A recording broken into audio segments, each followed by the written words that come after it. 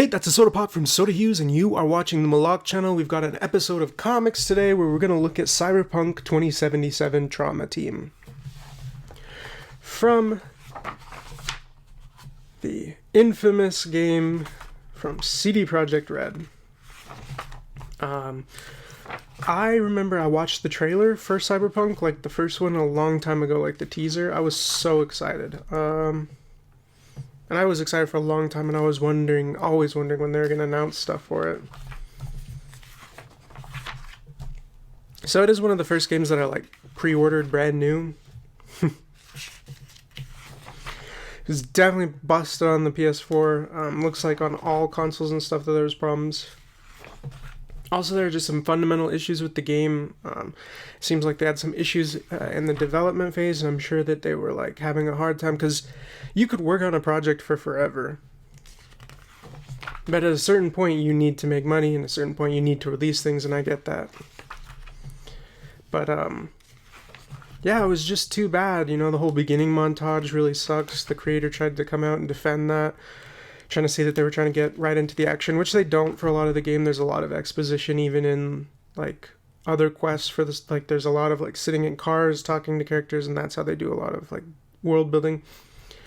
And they kind of changed it so they didn't have like the cutscenes anymore. They had like all first person stuff, which I am not as worried about, just because I feel like it does immerse the character more. It's kind of a trade-off.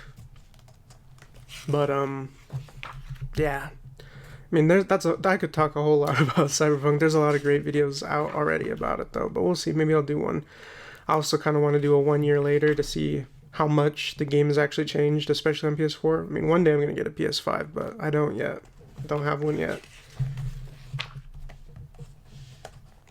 But, yeah, you know, I had a lot of strengths, but also had a lot of weaknesses, and I really did not appreciate the fact that there wasn't a whole lot of ways the player could branch or influence their story or really create personality for their character, but that kind of stuff is like really hard. Like, how do you accomplish that?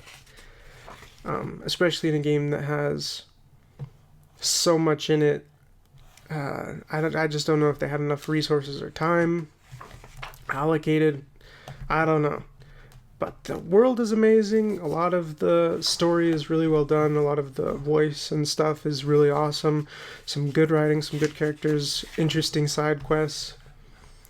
But it has so much potential, so I hope they don't give up on it. And the cyberpunk aesthetic and sci-fi dystopia is like some of my favorite stuff. I went through like a phase for like a couple years where I just was like looking up every sci-fi dystopian movie I could, so I watched some pretty crappy ones too. But I just like could not get enough. In terms of this story, it's alright. It's not poorly written or anything. I don't know about the concept that much. They kind of go for like a punk ending of rebellion and stuff, but I feel like it kind of falls flat.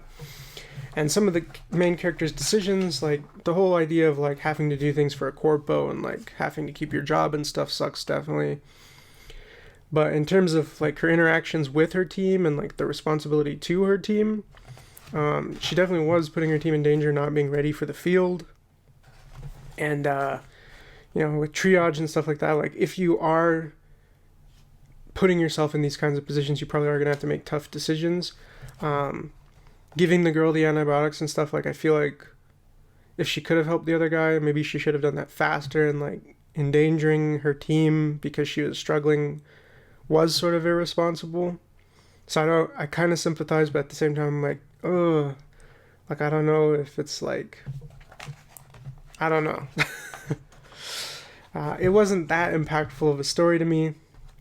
But for me, the art carries this very far. This cover, this variant is awesome. I'm assuming there's a copy out there with that variant on it, because I'm not the biggest fan of, like, this.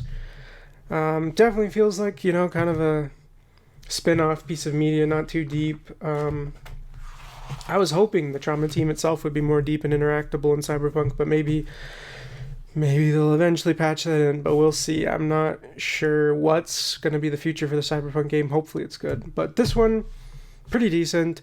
I'm going to give it a nice B rank. The ink is pretty cool, but for me the biggest strength is the coloring. There's a lot of wonderful vibrancy and a lot of like colors within colors and kind of variations within shadows and stuff, and it really pops, and there's a lot of strength in the color that adds a lot of life to each panel, and I really appreciate that. So compliments and props to the colorist. And with that, I'm going to ask you to check the links in my description. There's going to be probably an affiliate link there. You can use that to support the channel. More importantly, there's my Patreon link, which is a huge help to me, really supports to just get help from Patreon, makes it so I can continue doing this more easily. And also you can like and subscribe. It's free, it's easy, and it helps the channel grow. And I want to keep doing this. I enjoy it. And it's something that's important to me. And it's important that I see you again. So I hope you return. Take care. You're such a sweet